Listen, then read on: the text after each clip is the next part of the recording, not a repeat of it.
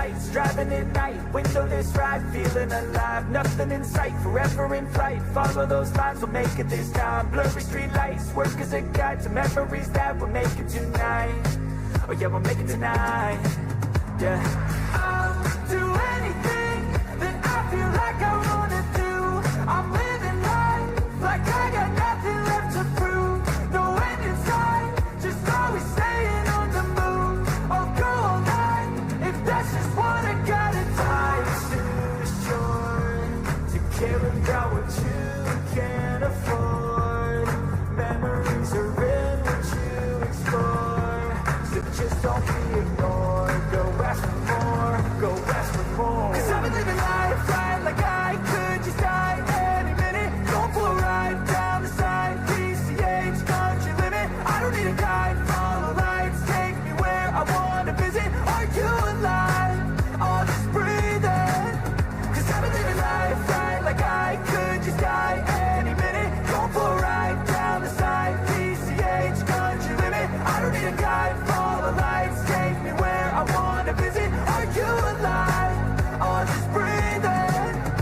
I'm in a race that everybody's chasing fast. They wanna be that someone on the screen at last. They ain't looking inside for their needs in life. They wanna be liked by everybody in sight. But trust me, being free ain't spotlights. No, it's long nights and it's long fights with yourself all the time to get your mind right. But if you put in the work, you can find the light. Alright, I'll do anything that I feel like I wanna do. I'm living life like I got nothing left to prove. No end in sight, just always staying on the move. I'll go all night if that's just what I gotta tie to the shore.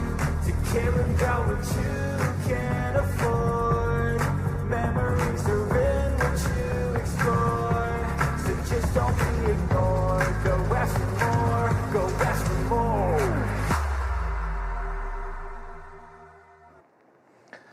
네, 안녕하십니까. 최경영입니다. 지난주 월요일 이 시간에 대통령실 5시간 녹취록 공천 개입편을 보내드렸었죠. 오늘은 두 번째 시간입니다.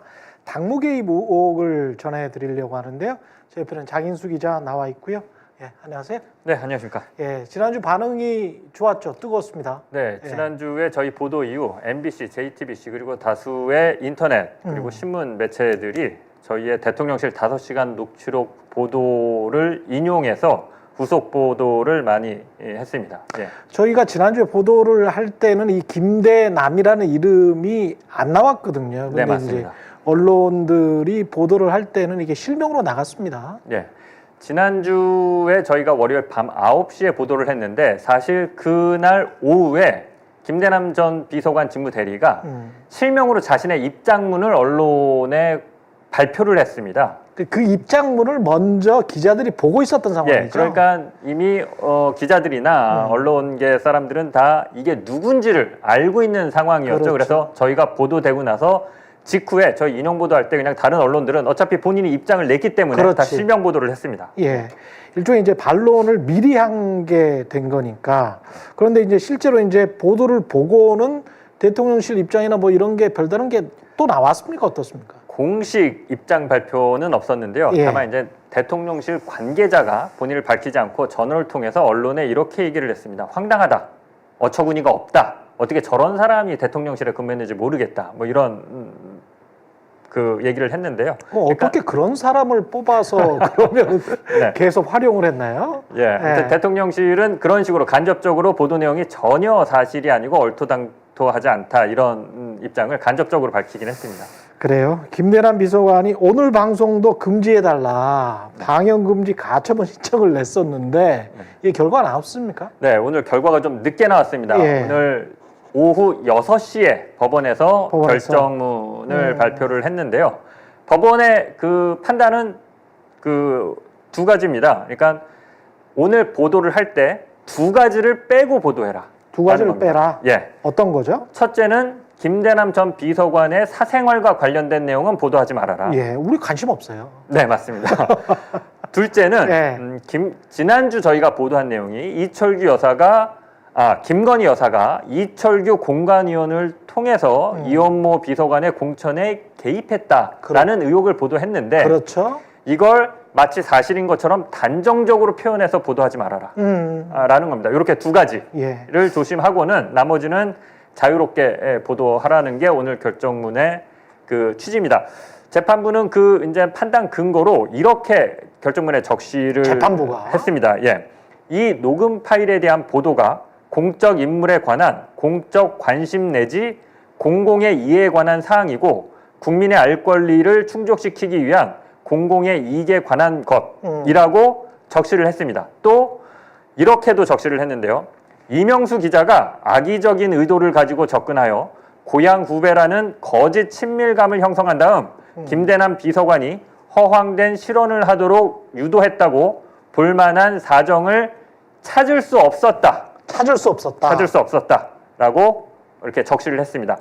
뭐 선배 아까 최 앵커도 아까 말씀하셨지만 예. 저널리스트와 서울의 소리는 김대남 비서관의 사생활에 아무런 관심이 없습니다. 아무런 관심이 없어요. 또 사실은 사실대로, 예. 의혹은 의혹대로, 취재진의 어떤 평가나 해석대로 그렇죠. 정확히 구분해서 보도해 왔고 앞으로도 그렇게 보도할 예정입니다. 따라서 오늘 방송은 당초 취재진이 준비한 대로 100% 있는 그대로를 예. 전해드릴 계획입니다.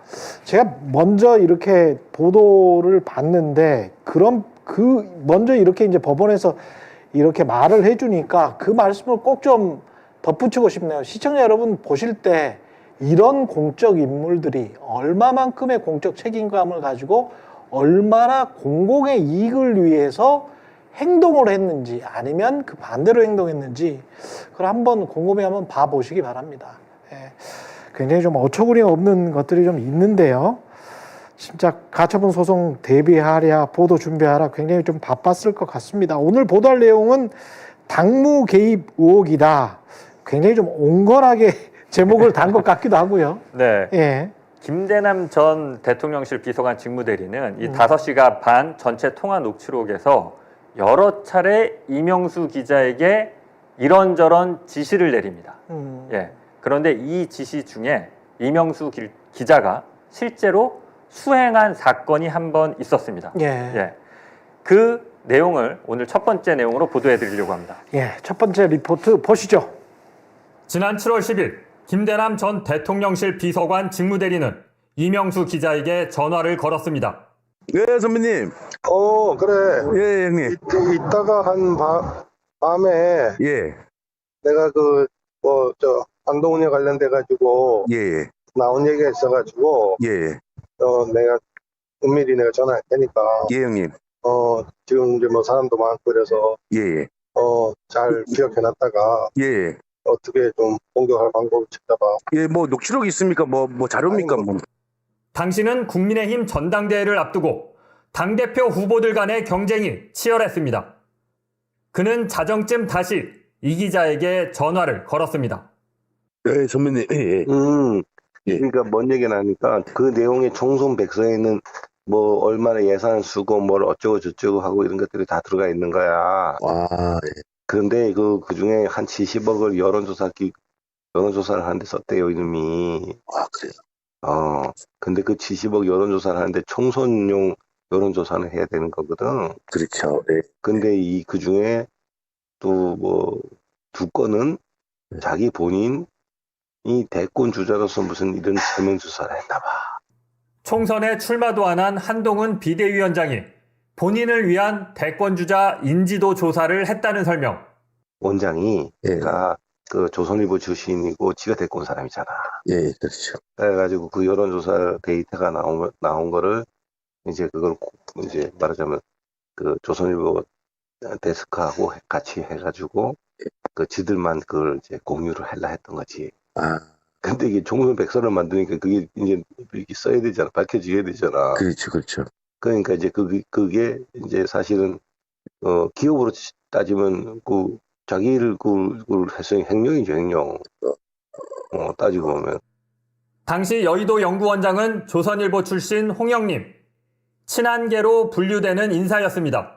그러니까 뭐 그렇게 되면 이제 대통령 되려고 뭐 어쩌고 처음부터 뭐 거기서 일대일 때부터 이제 수작을 했다. 예. 이렇게 만연해 해주면 되고 이쪽에서는 거꾸로 당대표는 당대표로서의 역할을 해야 되는데, 예, 이게 무슨, 대선 주자 벌써부터 그렇게 하면 이 사심을 가득 차고 있는 인간이다. 뭐지, 우리는 예. 하겠지. 언론에서 터트려주면 국민의힘 내부에서 호응할 거란 얘기. 그런데 그는 김건희 여사를 언급합니다. 하고 우리가 한동훈 때문에 지금 예. 진짜로, 예. 야, 죽으려고 하더라고. 와, 까지도. 아니, 문자로 보내고 한 거 있잖아. 예, 아니, 100만 더 간 거지. 이거 예. 야, 5번씩이나 보냈으면, 답변을 좀 한두 번은 해야 되는 거 아니야? 인간으로서 아마 그래도 아, 완전 제끼려고 그랬구나, 그냥. 완전히 제끼려고 한 거지. 총선 과정에서 김 여사는 한 대표에게 여러 차례 문자를 보냈습니다.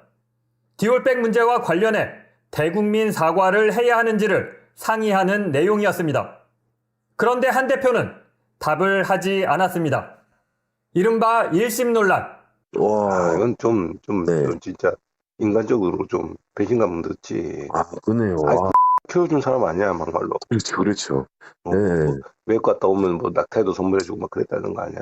예, 뭐 시동생 같은 느낌이었겠지. 그렇죠. 예, 근데 이렇게 밝고 순이 예. 마팅하는 거지. 야. 근데 또 이제 당 대표까지 해보다 봐라. 근데 그러겠네. 어떻게 해서 또 얘는 그냥 이번에 끝내야 되겠네, 그냥. 야, 니네가 이번에 그거 잘 기획해서 서울에서 치면 예. 너희 여사가 야 이병수 씨야 그러니까. 들었다 놨다 했다고 좋아하겠는데. 형님, 이 통화 이틀 뒤 이명수 기자가 쓴 기사입니다. 제목은 한동훈 당비 횡령 유용 의혹 제기. 기사엔 김 전 비서관이 얘기해준 내용이 그대로 담겨 있었습니다. 이 같은 논란은 경선 과정에서 실제로 제기됐습니다. 여의도 연구원 그 비대위원장 당시에 한동훈 위원장의 이미지 조사한 거 왜 시키셨습니까? 자, 제가 시킨 게 아니고 제가 답드리겠습니다. 알고 있었습니까? 아니, 제 주도권 아니요, 질문이 답을 알고 드리잖아요. 있었나요? 2030에 아니, 관한 알고 있었나요? 국민의힘 아니요. 김 전 비서관에게 입장을 물어봤습니다. 언론 플레이를 하라는 게 아니라 네. 그런 거를 본인이 뭐 이제 좀 조사를 뭐라 그래야 되나 그 좀 뭐 취재를 한다든지 뭐 이런 식으로 지가 생각을 하길래 네네. 그 총선 백서가 네네. 지금 자꾸 조정훈이하고 거기 한동훈이하고 총선 백서가 지금 안 나오고 이러는 거 보니 네. 그게 거기에 뭔가가 있는 듯하니 네네. 그걸 좀 그러면 알아봐라. 우리도 못 알아본다 그게. 김 전 비서관에게 한동훈 대표를 공격하라고 지시를 한 사람이 있는지, 있다면 누구인지는 통화 내용에서 드러나지 않았습니다. 전직 대통령실 비서관 직무대리가 특정 후보를 떨어뜨리기 위해 당대표 선거에 개입한 사실이 드러나 국민의힘은 물론이고 정치권의 파장이 적지 않을 것으로 보입니다. 저널리스트 장희수입니다. 예, 일단 한동훈 죽이기를 시도했다. 근데 그 배우가 있는 것 같다. 뭐 네, 이런 이야기인 것 같습니다. 하나씩 따져봐야 될 것 같습니다. 7월 10일에 지금 통화를 했고요. 올해. 네, 맞습니다. 국민의힘 전당대회는 7월 23일에 네. 있었죠. 그러면 이게 한동훈을 이른바 죽이기 위해서 뭔가 작업을 하고 있었다? 뭐 이런 내용인 거죠, 이게. 네, 그렇게 예. 보입니다. 일단 좀 내용을 정리해 보면 지난 4월 총선 당시 그 전에 한동훈 대표는 국민의힘의 비대위원장이었습니다. 예. 그래서 총선을 진두지휘했죠. 그런데 이제 그랬죠. 총선에 대표하면서 비대위원장 자리에서 물러났습니다. 그런데 지난 7월에 있었던 전당대회를 앞두고 한동훈 전 비대위원장이 다시 당대표 후보로 출마를 합니다. 예. 예, 그러니까 그때 대통령실에서 한동훈이 당대표가 되는 걸 상당히 꺼리고 견제하는 모습을 보였었거든요. 그렇죠. 예. 그런데 실제로 전직 대통령실 비서관이었던 사람이 기자에게 한동훈의 비리 내용, 횡령 혐의에 해당할 수 있는 비리 내용을 알려주면서 예. 기사를 작성해라. 그러면 국민의힘 내부에서 움직일 것이다. 라는 정보를 준 겁니다. 그리고 실제로 기사까지 쓴 겁니다. 지금 저 전직 비서관이라고 말씀을 하셨는데 그때 지난주에 우리가 보도를 하면서 2023년 10월에 이 사람이 대통령실에서 나왔다고 네, 맞습니다. 했단 말이죠. 그러면 이제 2024년 7월에 지금 서로 통화를 한 거니까 대통령실 소속은 아니야. 네, 총선에서는 전직입니다. 총선에서는 떨어졌어. 네. 그리고 어디 뭐 감사로 가기 전에 그 기간 동안인 거죠, 지금 이게. 네, 맞습니다. 그죠? 그러면은 바로 이걸 대통령실의 당무 개입이다. 이렇게 연결시키기는 좀 무리가 있습니다. 지금 현재로 봐서는. 네. 네. 저희가 리포팅에 전해드리진 않았는데 보도 안 된 내용 중에 이런 대화 내용이 있습니다. 김 전 비서관은 이명수 기자의 통화에서 이렇게 얘기하는데요. 이거는 당의 루트가 나 말고도 그 사람이 나만 얘기했겠나 여러 군데 얘기했겠지. 이러면서 그러니까 내가 이걸 이명수 기자 너에게 알려줘도 모를 것이다, 한동훈 측에서는. 아, 여러 사람이 작업하고 있다? 예, 그런 걸로 보입니다. 그런 뉘앙스네요. 네. 예. 그러니까 국민의힘 내부 그리고 대통령실과 가까운 쪽으로 추정되는 국민의힘 내부에서 그렇죠. 의도적으로 한동훈 비대위원장 혹은 당대표 후보의 그 횡령, 당비 횡령 의혹을 제기하려는 어떤 사람들, 움직임이 있었다는 겁니다. 그렇죠. 당시 상황을 아실 거예요. 당시에 뭐 전당대회를 할 때 원희룡 그리고 한동훈 그리고 대통령실 윤심 뭐 이쪽은 한동훈을 밀고 있다. 그리고 아니 한동훈을 밀고 있는 게 아니고 원희룡을 밀고 있다. 네, 맞습니다. 뭐 그런 이야기가 있었죠. 그러니까 이제 대립각이 어느 정도 있었다라는 거고. 그런데 이제 이 횡령 의혹은 따로 어떻게 한동훈 측에서 그때 설명을 했었던 내용입니까? 네, 맞습니다. 예. 한동훈 당시 현 당대표는 예. 후보 시절에 이렇게 설명을 했습니다. 그 윤석열 대 이재명 구도로 총선을 치르면 불리해서 아. 한동훈 대 이재명 구도로 어떤 구도를 바꿔서 총선을 여는 게 당의 어떤 전략이었고 예. 그러려면 한동훈 어떤 본인에 대한 본인의 이미지가 좋아야 된다. 선호도에 대한 그 데이터, 여론조사 결과가 있어야 정확한 총선 전략을 짤 수 있다. 그래서 두 차례 정도, 그러니까 두 차례 70억 정도.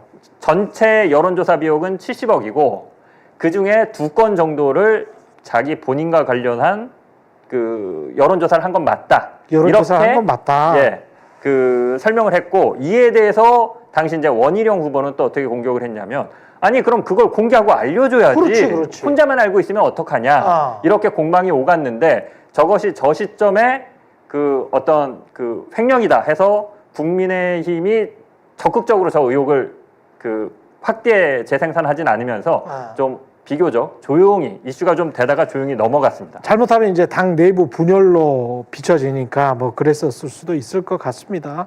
그런데 이제 기사 내용 중에 외국에 갔다 오면 그러니까 김건희 여사가 네, 맞습니다. 외국에 갔다 오면 선물도 넥타이도 선물해주고 막 그랬다는 게 이제 한동훈 대표에게 선물해줬다는 거죠. 네, 김건희 여사가 해외에 갔다 오면 예. 그 선물을 사와서 넥타이도 선물하고 그랬다. 예, 라고 얘기하고 있습니다. 그런데 이제 일종의 이제 배은망덕하게 네. 일십했다, 읽고 이제 답장도 보내지 않았다, 뭐 그러면서 약간 좀 상소리도 하고 그러는 것 같던데, 그렇죠? 네. 이 김건희 여사를 자꾸 언급을 하고 김건희 여사를 두둔하는 듯한 이런 이야기를 한단 말이죠. 네. 이게 김건희 여사를 위한 행동이었다라고 지금 김대남 전 비서관은 지금 생각하고 있는 거예요? 네, 그렇습니다. 그러니까 리포트에도 나왔지만 한동훈 당시 후보가 예. 당대표가 되면 김건희 여사가 좀 저속한 표현이긴 한데 맛이 갈 거다. 이런 얘기를 하면서 네. 한동훈의 당선을 막아야 된다. 아, 라고 하면서 지금 이명수 기자에게 소스를 주는 상황입니다. 누구에게 충성을 하는 거야? 그러니까요. 대통령은 언급하지 않습니다. 아니 최소한 뭐 국민까지는 아니라고 하더라도 직접적으로 모시는 대통령한테 뭐 충성을 한다거나 무슨 언급을 한다거나 그래야 좀 상식적인 것 같은데요. 예, 그런 얘기도 하죠. 예. 이제 한동훈 대표가 김건희 여사를 완전히 제끼려고 했다. 표준어는 이제 제치려고 했다라는 그렇죠, 건데요. 그렇죠. 예, 제끼려고 했다라는 얘기도 하는데 사실은 김건희 여사는 공적 권한이 없기 때문에 제끼고 말고 제치고 말고 할 대상 자체가 되질 않습니다. 그렇죠, 예. 그렇죠. 공적인 업무는 당연히 윤석열 대통령과 당 대표가 하는 겁니다. 그렇죠. 그런데 김건희 여사는 개입할 여지가 없는데도 마치 한동훈 비대위원장 혹은 한동훈 당대표 후보가 김건희 여사를 제치려고 한 게 배은망덕하고 예, 해서는 안 되는 일인 것처럼 얘기를 하고 있는 겁니다. 지금 이분이 1년 한 4개월 정도 김대남 직무대리죠. 예, 비서관 직무대리 1년 4개월 정도 대통령실에서 근무를 했단 말이죠. 1년 5개월입니다. 1년 5개월 정도? 그럼 대통령에 대한 평가는 있습니까? 이 전화 통화 내용 중에 혹시? 김건희 여사에 대한 얘기가 많았는데요. 예. 대통령에 대한 언급, 평가도 수차례 있었습니다. 그리고 매우 적나라하고 신랄했습니다. 어떤 평가를 비서관 직무대리가 했는지 무척 궁금한데요. 두 번째 리포트 보시겠습니다. 김건희 여사를 절대 권력자처럼 생각한 김대남 전 대통령실 시민소통비서관 직무대리. 윤석열 대통령에 대한 그의 평가는 정반대였습니다. 맞죠? 유튜버들하고 통화는 하시잖아요, 맞죠? 통화까지야 뭐 하겠나? 솔직히 그냥 우리끼리 얘기지만 저거 없잖아. 뭐 방송 볼 만한 게 없잖아 지금 요즘. 예. 그러니까 이제 그 유튜브를 보시면 마음 편하시고 뭐 네. 위로도 삼고 그러시지. 진짜 본인은 잘하고 싶겠지 뭐 뭐라고 못하게 싶겠어. 그래서 자기도 본인도 그러니까 이제 그런데 그게 잘 안 되잖아. 또. 지난해 9월이면 김 비서관은 대통령실에 근무하고 있었습니다. 그런데도 뭐가 문제인지를 술술 얘기했습니다. 그러니까 지금 국민들이 지지율이 안 되고 답답해하는 게 그거야. 아니 그런 거 뭐 솔직하게 국민들은 수석이 뭐 대단해. 대통령이 시원하게 예. 뭐 좀 안 되는 수석으로 확 바꿔가면서 예. 뭐 이런 모습도 보여주면은 그래도 뭐 대통령이 그 좀 인사를 통해서 쇄신을 하려는 이미지도 좀 되잖아. 여지껏까지는 아무도 한 번을 안 했잖아. 자신의 심경도 솔직하게 털어놨습니다. 근데 나는 뭐 대통령 비판하는 사람 입장에서 진짜 너무 못해. 근데 옆에서 좀 이렇게 해주는 사람들 없나? 말을 듣나? 말을 안 들어요? 아니 옛날에 거기서 정보 다 파악했을 거 아니야. 네. 그럼 혼자만 얘기하고 그런다니까. 맞아. 공부 예실 회의할 때도 59분 지가 얘기하고 그러니까 이게 그 얘기가 거짓말이 아니구만.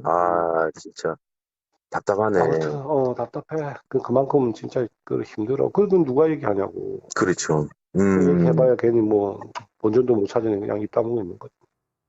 아내한텐 달랐다고 합니다. 그냥 김건희 여사가 딱 얘기하면 바로 다이렉트로 이제 얘기하니까 바로 실천되는 것 같더라고. 그러니까. 예, 그거는 내가 그게 저기 있어. 그 와이프한테 상당히 잘 하더라고. 잘하는 게 아니라 꼭 잡혀 사는 거지 뭐 그냥. 잡혀 사는 거지 뭐. 지난 4월 1일 윤석열 대통령은 의대 2,000명 증원을 계속 추진하겠다는 대국민 담화를 발표했습니다.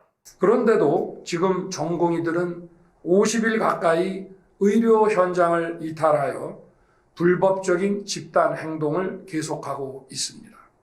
이틀 뒤 이뤄진 전화통화. 그 50분 동안 했는데 내용이 네. 국민들이 지금 바빠요. 세상살이가. 그렇죠. 메시지를 좀 짧게 간단하게 그럼 팩트가 뭔지 그것만 딱 하면 되지. 네, 그렇죠. 구구절절히 다 얘기하니까 그거 도대체 메시지 쓴 어떻게인지 말이야. 미친 X지. 그건 50분 동안 읽었는데 기자나 누구나 듣는 나나 예. 뭘 그렇게 어떻게 하자는 건지 답변도 없어. 그러니까요. 예.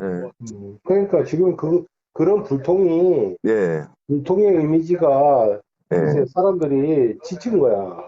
22대 총선에서 국민의힘이 대패한 뒤 국정 쇄신을 위해 민주당 출신인 박영선 전 장관을 국무총리에 양정철 전 비서관을 비서실장에 임명하는 방안이 검토되고 있다는 보도가 나왔습니다.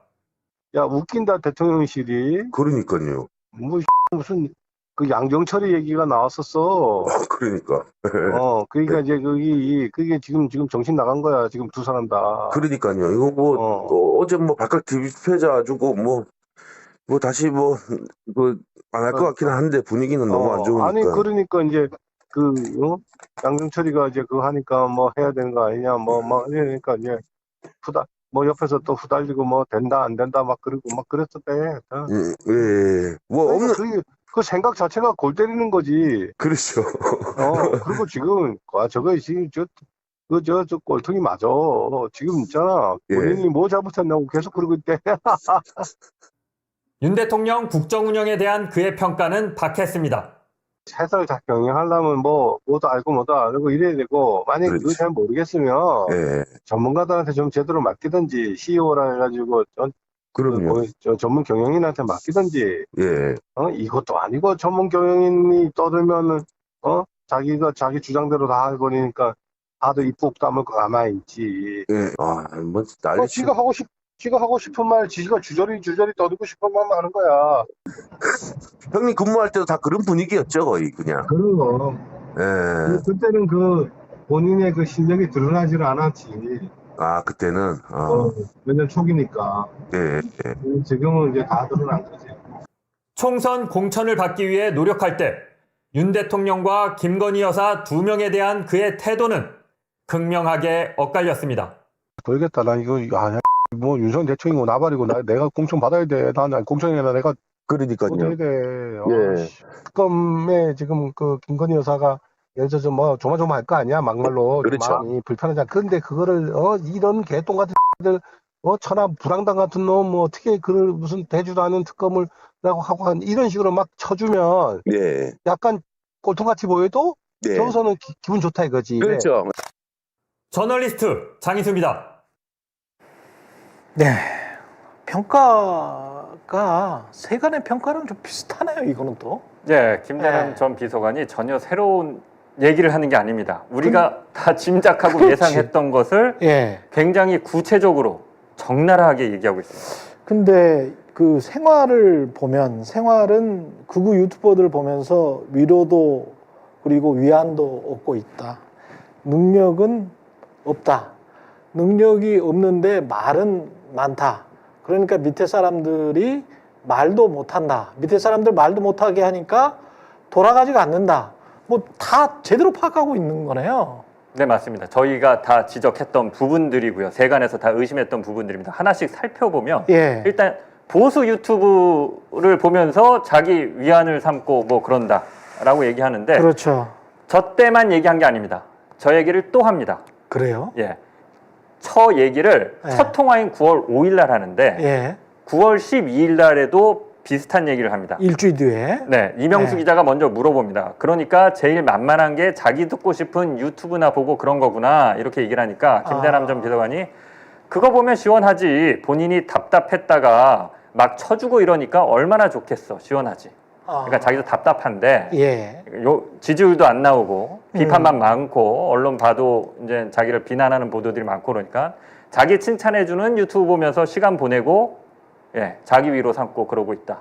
근데 김대남 비서관이 본인이 시민 소통하면서 보수 극우 유튜버들 관리를 했단 말이죠. 그러니까 대통령이 유튜버들 많이 보고 있다. 이 말은 믿을 수밖에 없는 거 아니에요, 우리가? 네, 맞습니다. 이게 김대남 비서관의 해당 업무였습니다. 예. 예, 보수 유튜버들 관리하고 그러니까 시민사회 수석실의 시민소통 비서관 직무 대리였습니다. 업무가. 예. 그래서 주로 유튜버들 대통령실로 불러서 또 우파 인사들 대통령실을 불러서 좀 챙겨주고 대통령실 시계 같은 것도 선물하고 열심히 하라고 격려도 하고 뭐 이런 일을 했었거든요. 예. 그러니까 이제 보수 유튜버의 어떤 생태계나 대통령이 이걸 어떻게 생각하는지 이런 것들은 가장 잘 아는 담당 그렇죠. 업무였기 때문에 이 말은 상당히 신빙성이 있다고 봐야 될 겁니다. 그러니까 세간에서 흘러나오는 소리가 그리고 유튜브에서 사람들이 대통령실의 분위기라고 전달하는 게 그게 루머가 아니구나. 진짜 사실일 수도 있겠다. 왜냐하면 대통령실에 1년 5개월 동안 근무했던 비서관이 이런 이야기를 하는 거면 그렇네 이렇게 생각할 수밖에 없는 것 하나. 그다음에 대놓고 이제 무능하다라고 평가를 하는 거 있잖아요. 네, 그렇습니다. 이거 어떻게 봐야 돼요? 좀 표현이 예.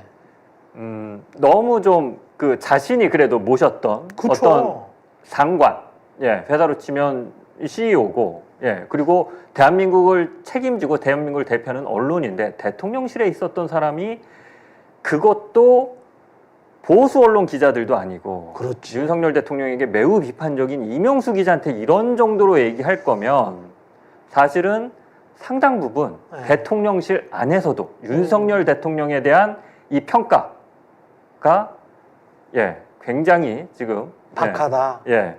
그런 걸로 보입니다. 사실은 조그마한 언론사 사장을 하려고 해도 또는 뭐 선배가 되려고 해도 일종의 존경심이 없으면 그 선배의 말, 그 보스의 말, CEO의 말을 따라오지를 않거든요. 그러면 그 조직이 움직이지를 않아.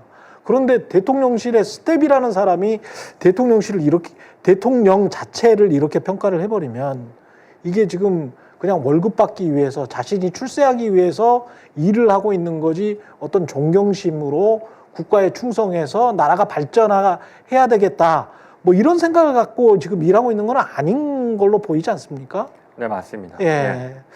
그 하나 또 이제 지적하고 싶은 부분이 김대남 전 비서관이 이렇게 격하게 윤석열 대통령에 대해서 비난조로 얘기하는 게 본인이 공천에서 떨어져서 그 화풀이로 그 원망 때문에 윤석열 대통령을 저렇게 박하게 평가하는 거 아니냐 이렇게 반론을 제기할 수도 그럴 있습니다. 수도 있죠. 그런데 그렇지 않습니다. 그렇지 않아요? 왜냐하면 윤석열 대통령은 저렇게 평가하지만 김건희 여사를 얘기할 땐 전혀 다릅니다. 굉장히 조심합니다. 그래요? 김건희 여사를 언급할 때는 무서운 사람, 잘 보여야 할 사람, 공천에서 떨어진 다음에 공기업에 가려고 노력하지 않았습니까? 그때도 역시 나를 공기업에 보내줄 수 있는 사람으로 해서 김건희 여사가 그렇죠. 앞에 보면 한동훈 당시 후보를 비난할 때도 마치 본인이 김건희 여사 편인 것처럼 그렇죠. 어떻게 한동훈이 김건희 여사를 이렇게 제치려고 하고 이렇게 배은망덕하게 굴고 시동생처럼 잘 챙겨줬는데 어떻게 이럴 수 있냐. 김건희 여사 쪽에 감정을 이입해서 김건희 여사의 이익을 대변하고 있거든요. 김건희 여사에 대해서는 이렇게 신랄하게 평가하거나 박하게 평가하지 않습니다. 굉장히 조심하고 무서워합니다. 그 아까 제가 언뜻 잘못 본 줄 알았는데 그러면 아까 그 꼴통이라는 그 단어 있지 않습니까? 그게 대통령을 지금 묘사한 거예요? 네, 그렇습니다. 꼴통이라고 얘기하면서 그날이 4월 18일이었나 그렇습니다. 그러니까 총선에서 대패하고 일주일 후입니다. 그런데 꼴통이다. 지금 자기가 잘못한 게 뭐냐라고 그런다라고 하면서 심지어 웃기까지 합니다. 어이없다는 식으로. 뭐 지나치지 않나? 정상적인 상식을 갖고 있고 정상적인 판단을 한다면 대통령실 직원들도 아니라고는 하지만 사실은 다 김대남 전 비서관처럼 그 생각하고 있는 것이 아닌가 보입니다.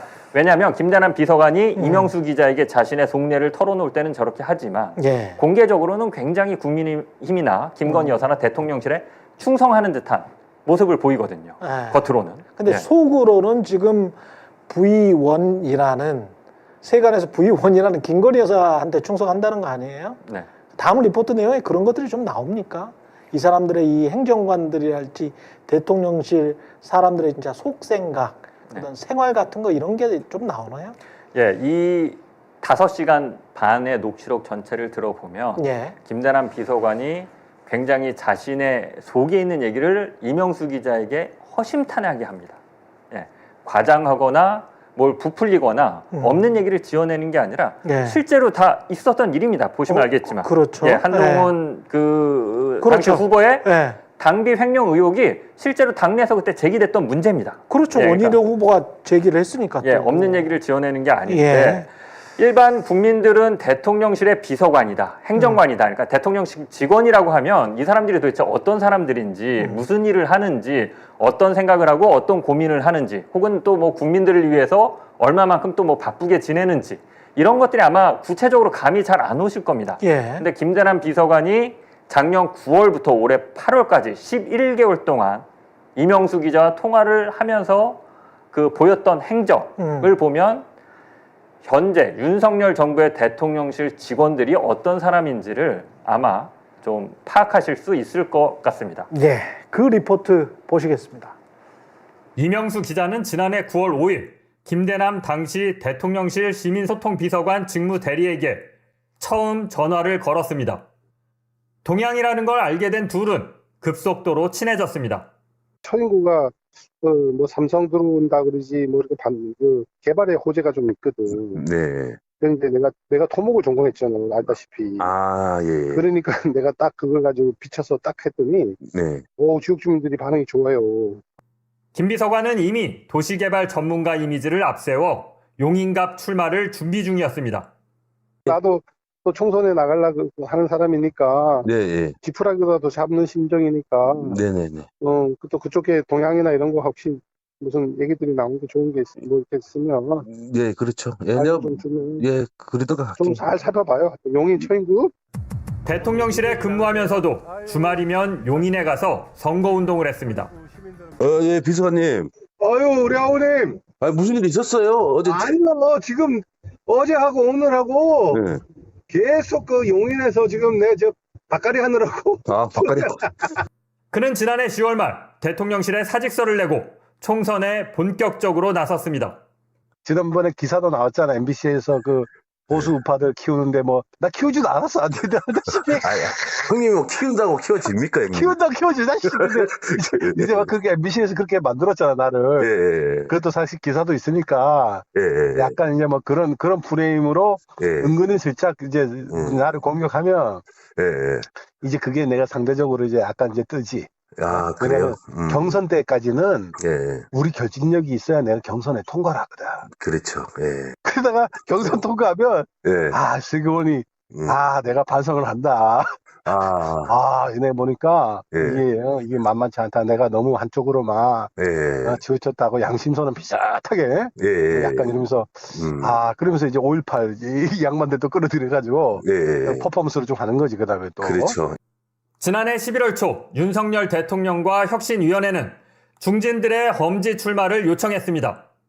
강원도 강릉에서 4선을 한 친윤 권성동 의원도 대상이었는데 김 전 비서관의 대처는 발빨랐습니다.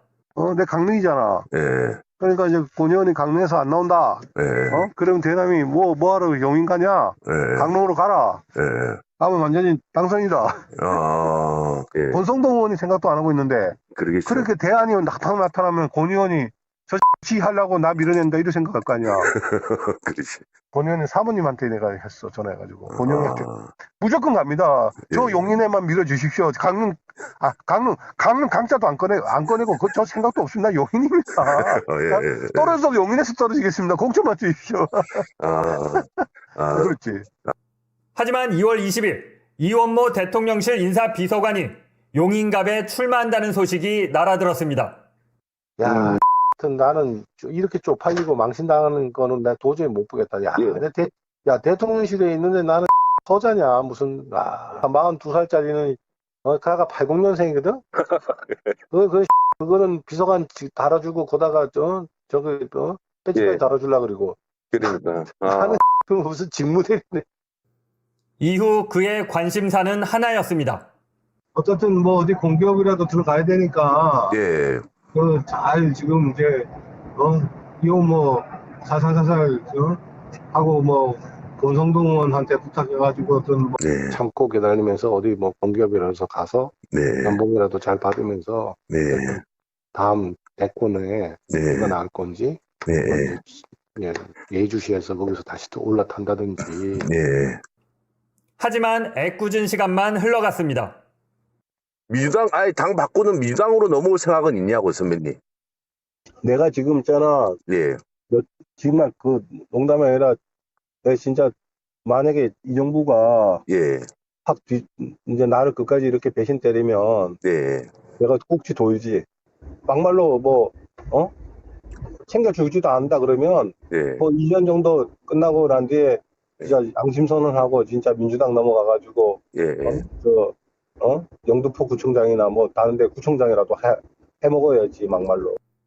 김건희 여사에게 잘 보이기 위해 공을 세우고 싶었는지 전당대회를 앞두고선 한동훈 후보를 공격하는 데 적극적이었습니다.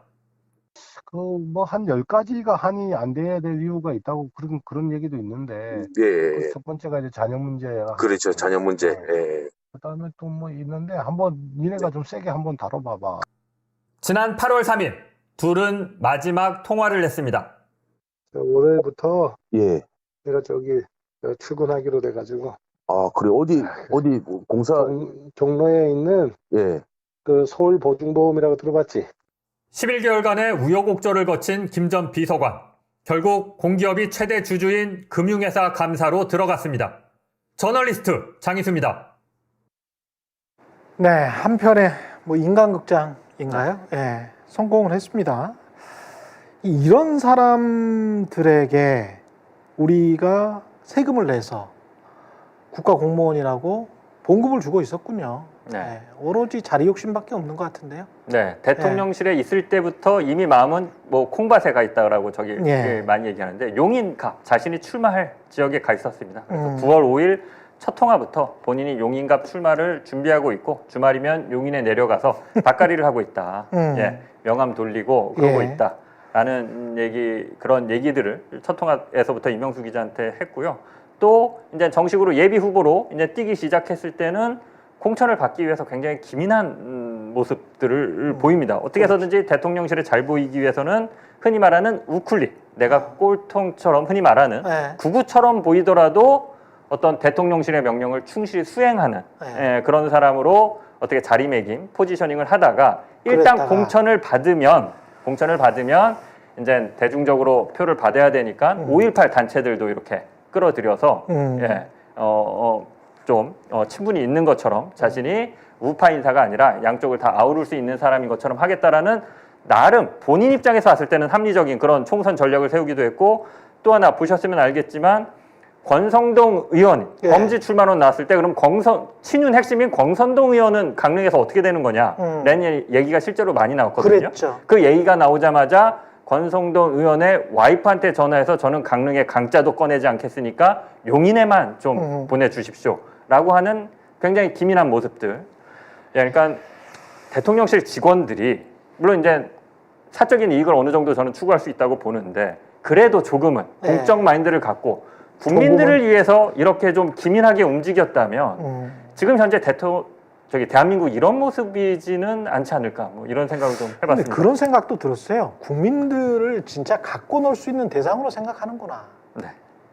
대통령이랑 저 판에 박은 사진 찍고 저런 거 올리고 용인에 가고 그 다음에 국민의힘 의원들이 계속 배출됐던 그런 지역에만 가면 그리고 경선 때는 극우파 그리고 경선 끝나고 나서는 잘 언론에 이야기를 해가지고 합리적인 보수 그러면 국민들이 찍어주고 나는 계속 출세하고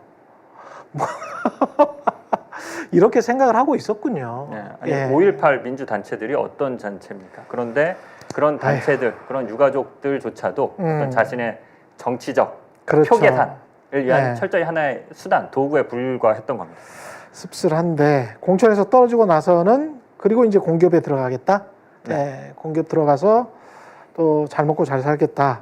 공기업에 이제 못 들어갔을 때는 양심 선언하고 민주당이라도 들어가 보겠다. 뭐 이런 진짜로 이런 마음을 먹었던 거예요? 아 그렇게 보입니다. 아 그래요? 네, 일단 네. 그 전에 공기업 관련해서 청탁을 할 때 지금 이원모 비서관한테도 살살살살 이렇게 잘 보이고 있다는 그렇죠. 얘기를 하고요. 네. 권성동 의원한테도 뭔가 부탁을 하고 그렇죠. 있다는 얘기를 하는데 여기 한 명이 더 나옵니다. 김건희 여사를 수행하는 황종호 비서라고 있습니다. 여기에는 안 나왔지만 네, 리포트에는 안 나왔지만 전체 녹취록에 보면 있습니다. 황종호 비서는 김건희 여사를 수행한다고 알려져 있는데 예. 고향이 강원도 동해시입니다. 아 또 이게 또 같구나. 네, 그래서 황종호 비서관하고도 자주 연락한다는 얘기를 하고 그쪽을 통해서도 지금 얘기를 넣고 있다.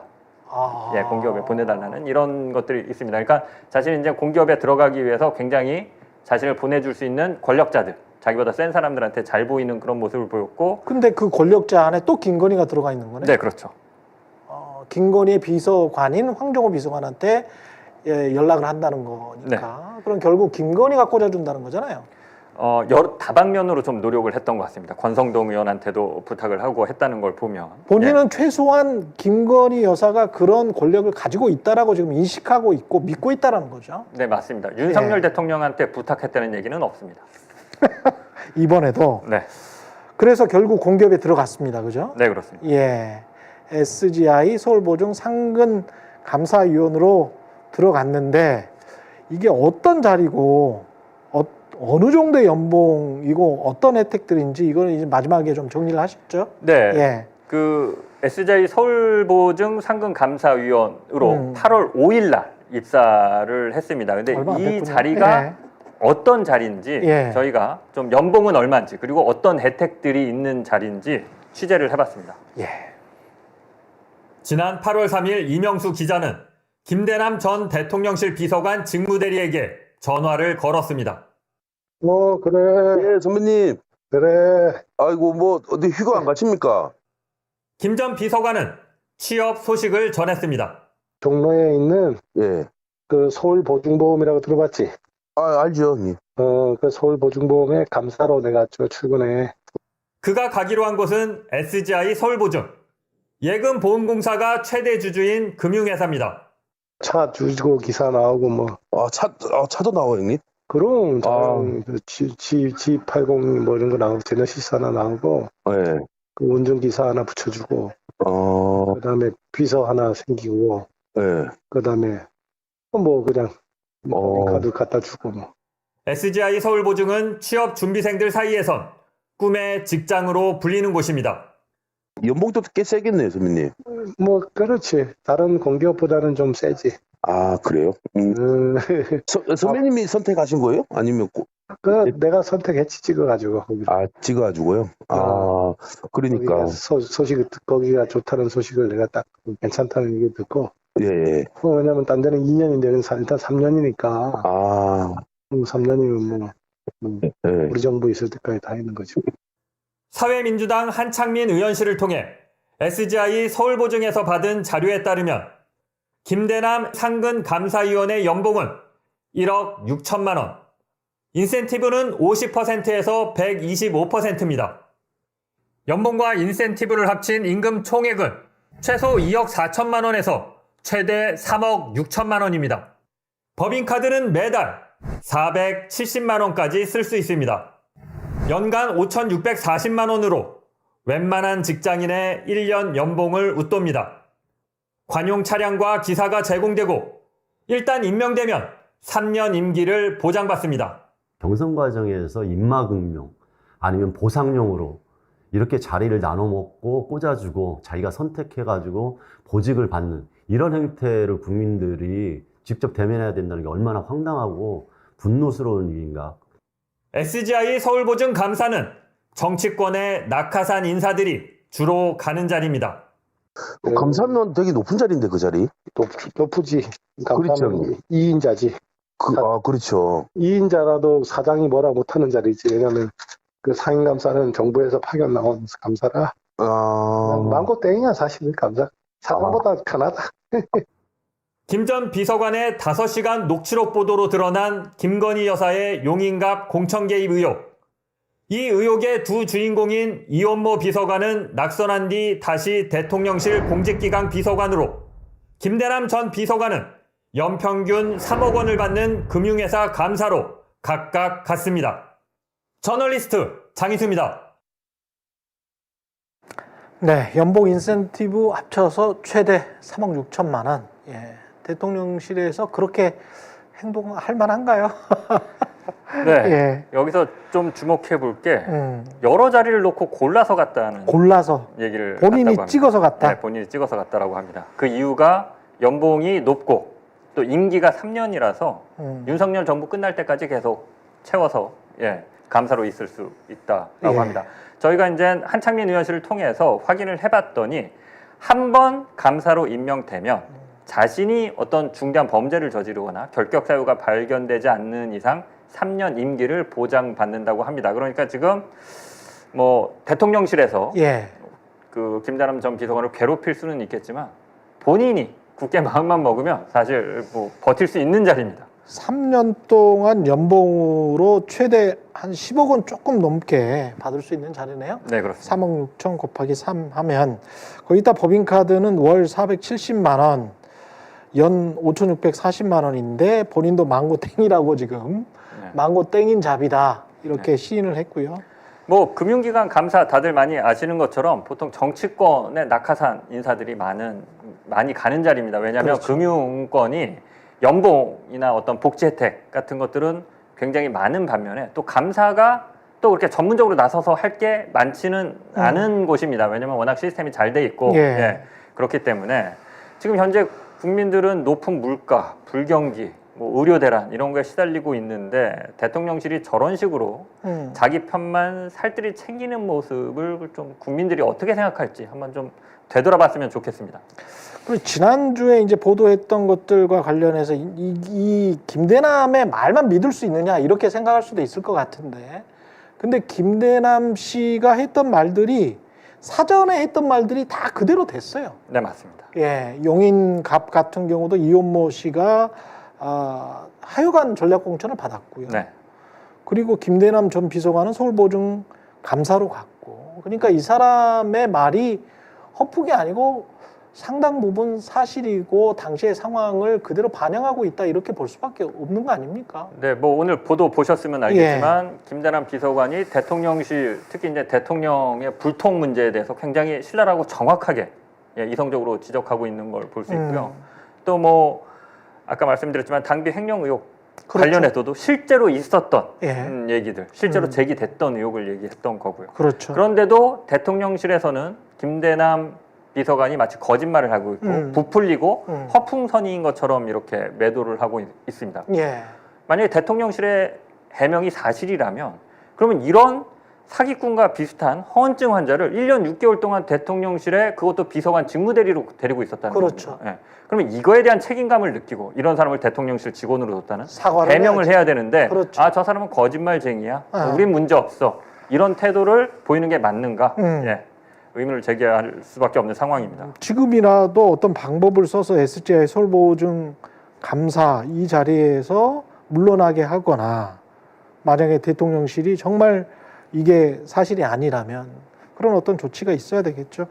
그 후속 보도 계획 같은 건 있습니까? 5시간, 이 대통령실 5시간 예. 녹취록 보도는 일단 오늘로 마무리하려고 합니다. 다만 이 녹취록 내용 중에는 사실 굉장히 기자의 관심을 끄는 발언들이 굉장히 많습니다. 그리고 또 네. 대통령실의 어떤 의혹, 문제를 드러낸 부분들이 많은데 확인해 봐야 될 것들이 좀 있군요. 예, 그렇습니다. 단지 근데 그것이 지금 저희가 보도해드린, 오늘까지 보도해드린 내용은 나름대로 입증을 할 수 있고 그렇지. 입체적으로 예. 실제로 이루어지고 이명수 기자가 기사를 쓴다든지 실제로 자기가 서울 보증에 감사로 간다든지 이런 것들이 이루어졌기 때문에 말만 있는 게 아니라 상황이 앞뒤가 맞기 때문에 보도를 해드렸는데 예. 그런 것들이 정황상 입증이 안 되는 어떤 대통령실의 문제, 의혹을 얘기하는 부분들이 있습니다. 이런 부분들은 차후 추가 취재를 통해서 예. 혹시 어떤 정황이든 사실관계들이 더 파악이 돼서 보도가 가능하다라고 생각하면 계속해서 전해드리도록 하겠습니다. 예,